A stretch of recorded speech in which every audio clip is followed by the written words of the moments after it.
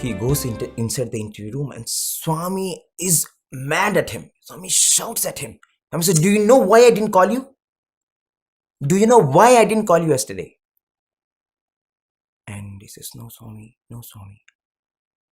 Swami says, you didn't listen to me. You smoked again.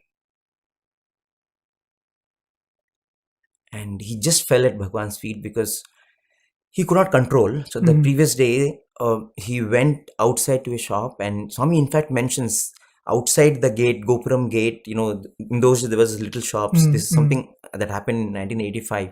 You went behind that shop and you smoked 3 cigarettes. So he controlled, but he could not control completely. And so Swami revealed everything, and now he didn't know what to do, and he just fell at Bhagwan's feet and he started crying. Swami said, this will ruin your health. That is the reason I am telling you, stop smoking. And now he just falls at Bhagwan's feet. Swami, I will never do this again. I will never do this again. Swami, forgive me. Swami, forgive me. But Swami pushes him away. And Swami says, you commit all sins? And then you say, Swami, protect me? He says, Swami, I will never smoke again, Swami. Swami said, what about the other sins? I thought, oh my God, no, what is Swami going to say? And Swami says, I know. All the affairs that you have had in all these years with so many girls, Swami mentions the name of the girls and the hotel he had taken them, the cities he had taken them. Swami says, you have relationship with so many women, but you don't marry any of them. You promise them marriage and you keep shifting from one woman to another. You commit such sins and you come to me for protection. Get lost. So that's how Bhagwan was really red with anger. And he really did not know where to place his head and kept crying and kept crying and kept crying. Then suddenly he looked at Swami. He says, Swami, I am a sinner, Swami. I am Patita. Patita is a sinner. Yes, I am a sinner, Swami. But you are Patit Pavan, Swami. You are the one who was the emancipator of all the sinners, Swami. If you also discard me, where will I go? And the moment he says that, Swami, you are Patita Pavan, Swami. Immediately Swami melts. And Swami now waves his hand. And Swami creates a chain. Earlier he had created a locket. Now he creates a chain and he asks for the locket. And by his mere touch, the chain and the locket fix. And Swami puts it on his neck. And Swami says, the affair now that you are having, the girl that you are having now in your life, marry her. And Swami says, what I gave you now is for your protection. Because her relatives, her brothers are not easy people. They are very dangerous people. They are gundas. Swami says, this is what will protect you. And then Swami says, you know how you came here? He says, Swami, this Banerjee scientist wanted, so he told his friend. And Swami said, no. You have come here because all these years you have served your mother. Because of that act of him serving his mother, Bhagwan obliterated sort of everything that he had done, everything else that he had done, and gave him that opportunity to come near him. Swami said, because you have served your mother, you are here today. And then he says, Swami, mother is not well. Swami said, I know. She has stomach problems because she eats a lot of spicy food. She eats a lot of chilies. Ask her to take less chilies. Swami creates vibhuti and then Swami gives it to him for his mother. And then Bhagwan says, you know, the number of things that I had to do to bring you here. Banerjee wanted to come, but I had to ensure that his driver became sick. I had to ensure that he gets stomach upset, he gets loose motions, and so he had to call his friend. I had to send that friend's driver also to his village on some emergency. And so that friend called another friend, and that is how you came. So I had to do so many things. I had to plan this Banerjee's trip. I had to plan Murali's trip. I had to ensure one driver becomes sick, another driver goes to village. Imagine the number of things I had to do so that you get this chance to come to Puttaparthi. I think every time we step into Puttaparthi, we have no idea of number of things that Bhagwan orchestrates behind the scenes for us to be here. Whether we are here for Christmas, whether we are here for one day, whether we are here for birthday.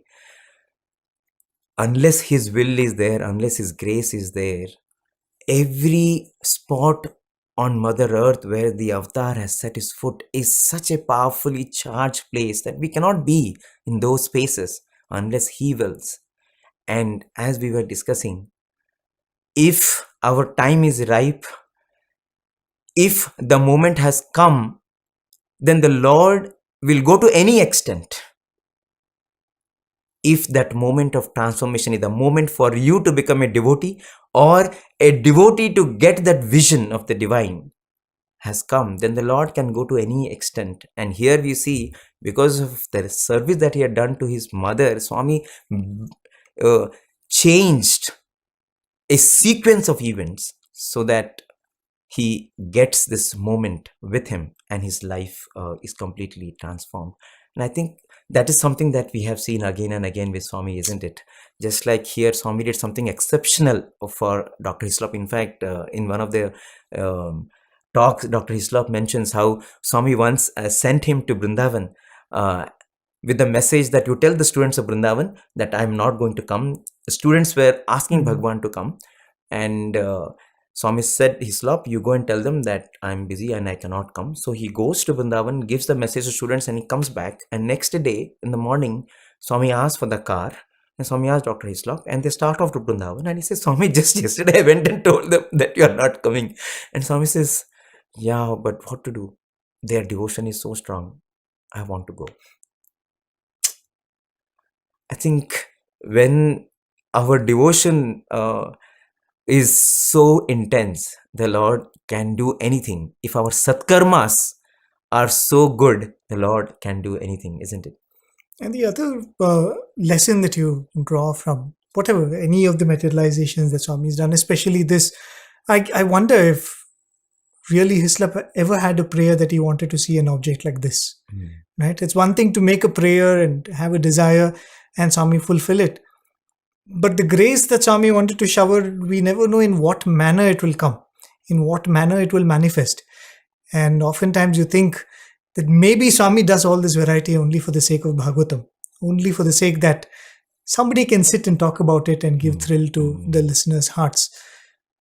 Just like how he has done in every avatar, right? And the same blessing comes in different forms so that there is so much to talk about. Yeah. You really think about the whole episode of that cross, that Swami recreating something that was 2000 years old. Yeah. I think as devotees, our minds are so limited that we may not even make a prayer like this. Swami showed me something that was 2000 years old, because we can't think that we shouldn't ask such things.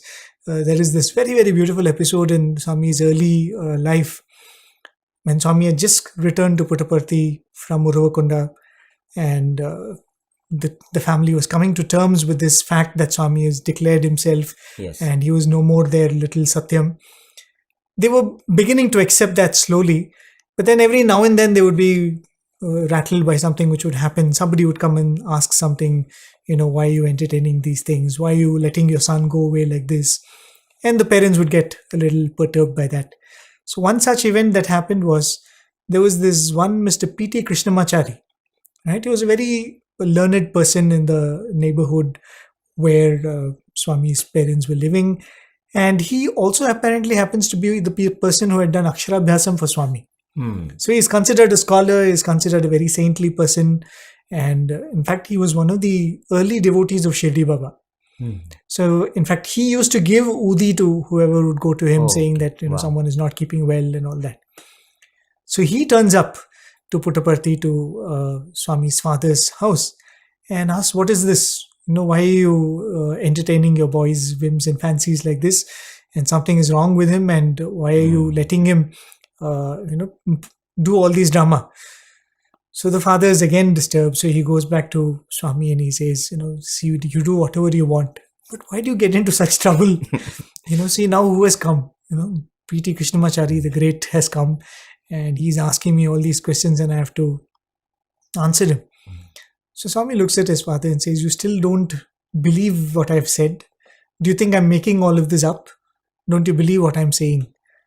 So Swami tells his father, "Okay, come with me," and takes him to the inner room. Swami, I think, was staying in Mother Subhama's house at that time. So Swami takes him to a room, just opens the door, and they walk in. And as they walk in, what do they see? They actually see something which looks like a samadhi. It is covered with a shawl. And there is a North Indian looking priest sitting there and doing puja. Wow. So you step into another world. They just stepped into that room and they find this, and Swami's father is wondering, where am I? Who is this person? What is this place? And then Swami tells him, this is the samadhi at Shirdi, and the puja is happening right now. Wow. And they've just stepped into Shirdi, right across that threshold of that room. And not only that, Swami tells him, look there. And he looks on the other side. The Hanuman temple is there. And he looks around. The neem tree, the famous neem tree of Shirdi, is there. The Gurusthan is there. And he sees the entire landscape of Shirdi laid out inside that room. Wow. He has just stepped into Shirdi. And not only did Swami's father have this vision, Swami calls P.T. Krishnamachari and everyone. And Krishnamachari, being a devotee of Shirdi Baba and a person who has visited Shirdi, he could recognize the place as soon as he stepped in. Wow. Imagine just walking into a room in Puttaparthi and then stepping into Shirdi, which is thousands of miles away. Why would Swami do that for a devotee? Going back to what I was saying, it's not like somebody would have made a prayer to see something like that. But I think Swami is compelled to do some things like this because probably we resist accepting what he is without being shown visions or miracles like this. We're not necessarily witnessing it ourselves, at least listening from someone. We never know how many people must have heard the story of the cross from Hislop, and that would have made an enormous impact on them. Absolutely. Right? So that's why this whole episode of Swami materializing that cross is so profound. As Swami says, during Lingodbhavam also, Swami says sometimes such acts have to be done. Such extraordinary supernatural acts have to be done to shake everyone around and for them to realize the profundity, immensity of the blessing that they have been blessed with. And when you look at this cross episode and you see how Bhagwan recreated that storm and that evening, for us, if sometimes we feel that, we missed that moment, we missed, being with Christ, or we missed being with Rama, or the devotees who come now, we missed being with Bhagwan, we were not there, if only we could have had Bhagwan's darshan, if only we could have come before 2011, we have all these thoughts. We do feel very sad, we feel very pained. But what also becomes very clear from this episode is, you don't have to feel sad. You don't have to feel that you've lost anything when it comes to divine, because the divine is eternal and the divine can recreate anything at any time and can give you that experience as real as it was then. And today, you have so many people who come to Prasanthi Nilayam. You talk to them about the experience that they have had sitting in Sai Kulwant, going to Samadhi, touching at the Samadhi, and you will really be so moved. It always feels like, is it any different? Other day, one person was sharing this story, which happened just a year after Bhagwan left his mortal coil in the March of 2012. And is a very senior office bearer of Sathya Sai organization, Maharashtra. He had come for seva. And after he finished the service, 2 days were left, and he get this call from his home that his daughter-in-law suddenly went into labor, and she has delivered a prematurely born baby, and the baby is not normal. The doctors have said that we don't know if the baby will survive. The baby is in ICU in a glass case. So it's a very, very critical emergency situation. And so they're asking him to return home. Mm-hmm. And this senior devotee, he thought that, even if I go, it will take me 2 days by train to go back. And the 2 days left for the seva to complete. Anyway, I'm going to be late. As well, I will complete my seva and then go. So he finished the seva, and after the seva formalities, closing formalities are over, because he is the one leading the organization. They all were given prasadam, vibhuti prasadam, and then the chance to go near Sannidhi. So he took that vibhuti and he went near Bhagwan's Sannidhi, and there he just closed his eyes and he prayed to Swami. He said, Swami, the boy was your gift, and whatever you do is fine. You know what is best. And they say the boy will not survive, but whatever you do is fine. And he makes this prayer, and just as he's bending, one of those vibhuti packets that he was holding falls down on the samadhi. So somehow he feels that maybe this is a very blessed thing that has happened. This vibhuti packet, he picks up from Bhagwan's Sannidhi, and he says, I will give this to my grandson. And just as when he was picking that vibhuti, one person standing near the samadhi, in those days everyone could touch the samadhi, right? And picks up a flower from the samadhi, from Bhagwan's Sannidhi, and he gives it to him. Very, very interestingly. And so he takes that flower and he starts off. So the moment he reaches Akola, that's the place in Maharashtra, his son comes to pick him up, but he goes straight to the hospital, and he takes that vibhuti and he places it on the body of this baby. The mother and the baby, they were both sleeping, and there was no hope on the baby. And then he places this flower on the cradle. The moment he places the flower on the cradle, the baby immediately starts crying. Instantly, the baby starts crying. The baby which had not cried since that time he was born. And everybody's alarmed. The nurses and doctors, they come, they take the baby back to the OT to check everything is fine. And when they do all the examinations, the baby is normal, everything is fine. In fact, this boy continues to be there, except for a little hearing impairment, they say. Otherwise, he's a very normal child, and the child which everybody had given up, the doctors came into life. And this happened after Bhagwan had left. We used to hear such stories when Bhagwan was in the physical form. When Swami blessed someone, Swami created a ring. As if Swami can create a ring or a rainbow, he can do anything. But we used to hear such stories, but such stories continue to be there. Right. And anything can be recreated at any time with the divine, isn't Absolutely. It? I think, whenever some of the new devotees who come, youngsters who come, and they say that we've not seen Swami, yes, and we've not been fortunate, something I always tell them, and in the process of telling them, I remind myself, is that the restriction and the limitation of the physical is for you, not for him. Yeah. Right? It is only us. We cannot do anything without this body. We are in that level, but it is not for Swami, right? So our duty is only to make the prayer, and you don't have to think whether it is going to be the recreation of the elements from 2000 years ago, or how is that possibly going to happen. You really don't have to worry.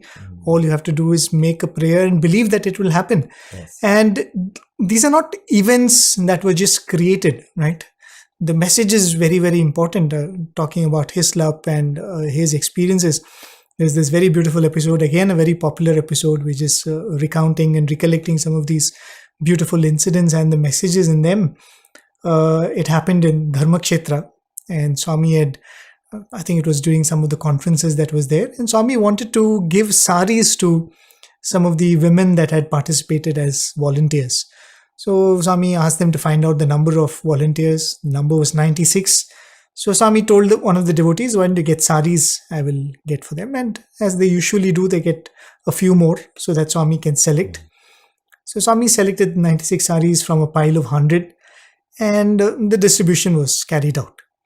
And after some time, Dr. Hislop comes to Swami and says, Swami, there seems to be some leakage somewhere. And he asks, why, what happened?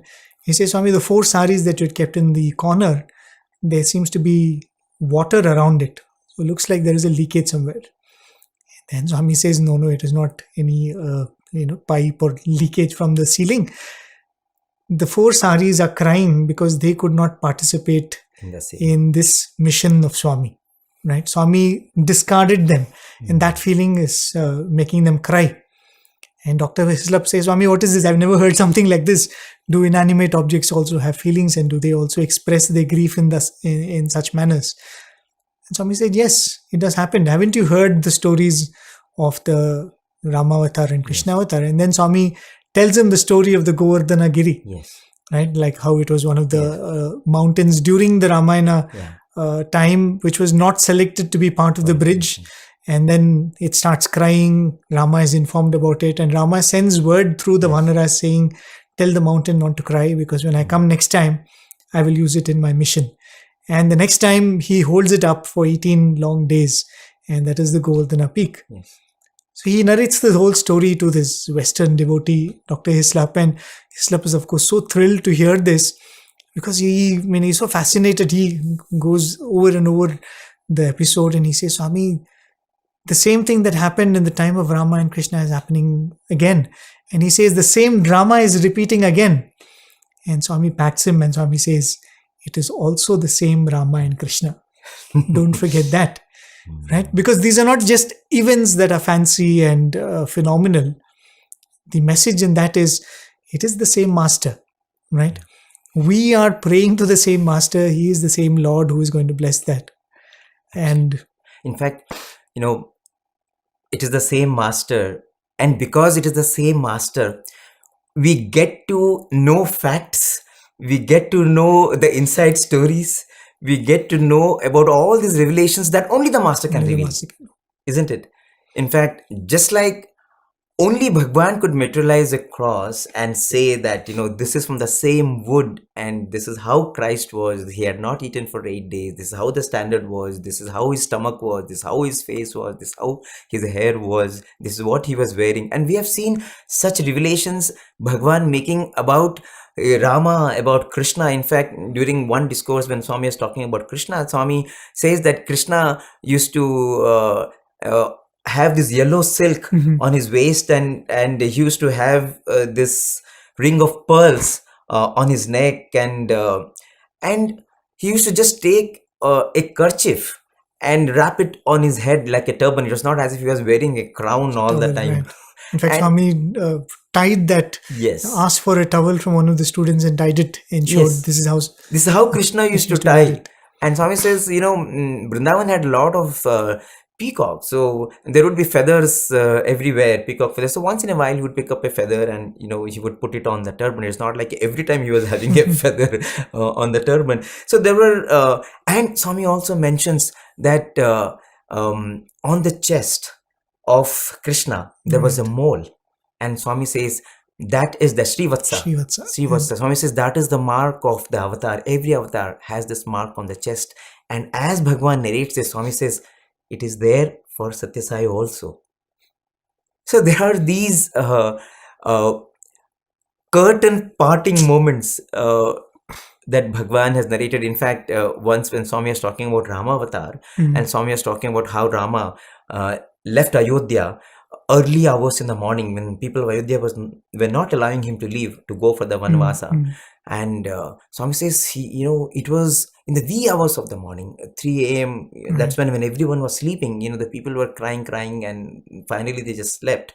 And that is when Rama went out with Sumantra. Actually, I think in Ramakatha, Swami writes about it.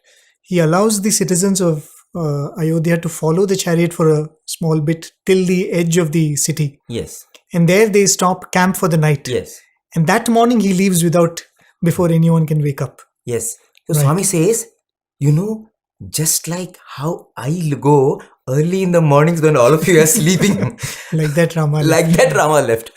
So, those are those moments, you just become alive and alert to uh, the presence you are in. And those are those electrifying moments, I would say, of being with the avatar. If Swami had not revealed about the birth of Shirdi Baba, we would have never ever known anything about Shirdi Baba's parents or everything that happened before Baba came to Shirdi. So I think that is another very beautiful facet of an avataric incarnation. But the most important lesson, if you look at this entire episode of the Crucifix, is something that Swami mentioned in the Christmas message 1972, and something that Swami wants us to always remember. He has made it a part of the symbol of the Sathya Sai organization. Every time you look at the Sarvadharma symbol and you look at the cross, Swami always told us, when you look at the cross, you have to know that it is the cutting of the I feeling. It is the cutting of the ego. That is the message that Jesus wants us to learn. That is the message that all of us as Sai devotees have to imbibe, have to practice. And that is the journey which Jesus himself went through when he said, I'm the messenger, I'm the son, and finally I and my father are one. And if you look at the journey of any devotee, be it Professor Kasturi, be it Professor Mr. Ram Brahmam, be it Mrs. Ratan Lal, you will find this journey. They will reach a point where, they just don't exist. In fact, talking about Mrs. Ratan Lal, after she had served Swami for nearly 40 years, so one day when Swami was reprimanding her, so there were occasions when Swami would simply reprimand her, and she would later go back and feel, why did Swami do this? I didn't do anything wrong. So there were occasions when Swami would reprimand for mistakes someone else has committed, and Swami would later say, I didn't know whom else to scold, so I scolded you. That was a relationship that Mrs. Ratanlal and Bhagwan had.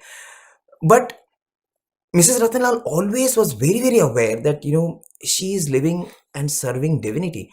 So she would always go back and she would do a lot of mananam. She would do a lot of contemplation. Why this happened? Did I make any mistake? What corrections do I have to make? So any message, and especially getting a reprimand from Swami used to bother her a lot. But this incident, which happened in 2002, so one day Swami just was continuously saying things which really disturbed her, and she said, I didn't do anything. But that day, she was just smiling. And Swami says, I'm scolding you, and you're smiling.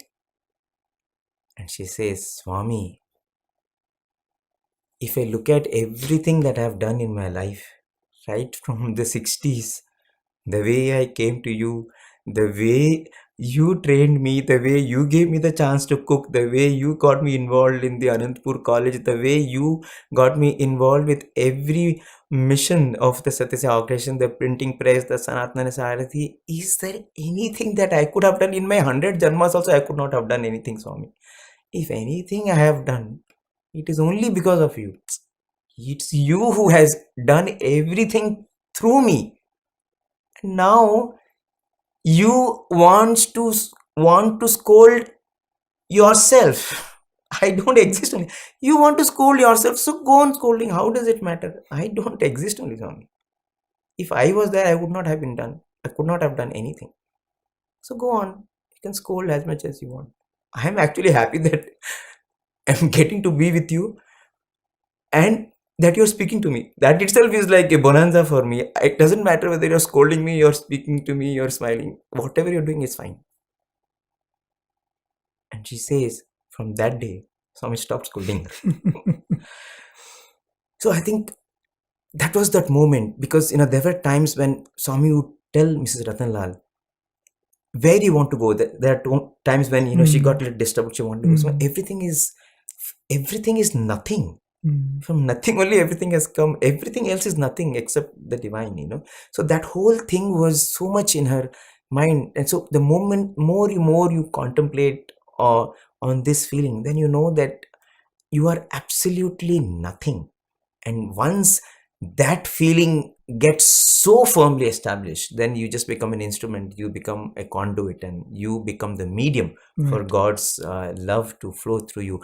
And that is the glorious life that Bhagwan wants us to attain, to strive for. And that is the way we can celebrate the arrival of Jesus. That is the way we can spread the cheer of celebrating Christmas. Swami says, crucify the ego and be free. I think that is the freedom that Swami wants us to experience, share, and be always in, isn't it? Right. And as you were saying that, the whole idea of becoming nothing to be the conduit for that all, right? He's everything.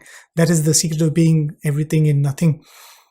Probably in conclusion, just reminded of the journey of another devotee who came to Swami, a devotee of Christ, who became a devotee of Swami, who then saw no difference between the son and the father, so to say, is Mr. Victor Kanu, the great devotee of Swami. In fact, he says that the first time he heard about Swami and he was drawn to Swami was when he was in a spiritual gathering, and there was this minister in a church who was giving a sermon, and she suddenly made the statement that, do you know there is a man in India who is doing today exactly what Christ did 2000 years ago? And being a very staunch Christian, he was so excited about the statement. He said, is there a man like that? I should go and see him. And that's how, of course, a long journey, he comes to Swami. But the most defining moment for him is, he says, in the year 1989, he was living in London at that point, but he was from Sierra Leone in Africa, but he was settled in London. The year 1989, Swami calls him and his wife for an interview. And out of the blue in the interview, Swami tells him, go to Zambia and spread my message and love, open a school. Cool. Out of the blue, right? And he tried telling Swami, I'm not from Zambia, right? He said, I'm from Africa, but I'm not from Zambia. I've just been there for a workshop, but otherwise I don't know the place. Swami said, no, go to Zambia and open a school. So he said, okay. And then as they were leaving that interview room, his wife turns back and he says that, sometimes they are more bold than us men. So she turns back and says, Swami, you say go and start a school in Zambia. Where do we get the money from? And Swami very nonchalantly looks at her and says, sell your house and build the school. If the money is not enough, borrow from the bank. And the great devotee that Victor Kanu is, when Swami makes this statement, he says that I remembered a passage from the Bible where a very rich man comes to Jesus and says, Master, I've done all of this. I've done charity. I've built rest houses for pilgrims and whatever he thought was all good work. He said, I've done all of this. What more should I do to attain the kingdom of heaven? And Jesus looks at him and says, sell all your property, give it away to the poor, and follow me. And in the story in the Bible, the rich man runs away. And Victor Kanu remembers the story and he says, I cannot run away. Yes. I should not run away. And he decides to do exactly what Swami did. Yes. They went back to London, sold their house and built the school, which we today call the Miracle School. Right? I think that's the challenge. When you say that Swami materialized this, or Swami revealed this about the Rama avatar, or Swami created this from the Krishna avatar, as Swami said, it is the same Rama and Krishna. It is the same master. It is the same master who was telling, will you give up whatever you are and follow me? Are you ready to cross that eye, as Swami beautifully explained? I think that is the challenge. The same master who sent the message through the messenger. We have had, I don't know what, gave us this good opportunity, a good fortune to know the master himself. But we've known the master, and it is only left to us now to give ourselves up to the master, allow him to do what he wishes to do with this life, which is an instrument to him. And I think this beautiful Christmas day, as Swami says, the best way to celebrate Christmas is to remember the life of Jesus. What happens when a messenger becomes the message? Yes. I think that is what we all have to be. We are devotees. We say that, oh, I go around speaking about Swami, or I'm taking Swami's message to X, Y, and Z. The real offering that we can make to Swami is we become the message that we carry. And with that prayer, with that hope, we offer this humble effort at Bhagwan's lotus feet, and we wish each one of you again a very happy Christmas and a wonderful New Year. Sai Ram. Sai Ram, Sai Ram, Sai Ram, Sai Ram, Sai Ram, Sai Ram.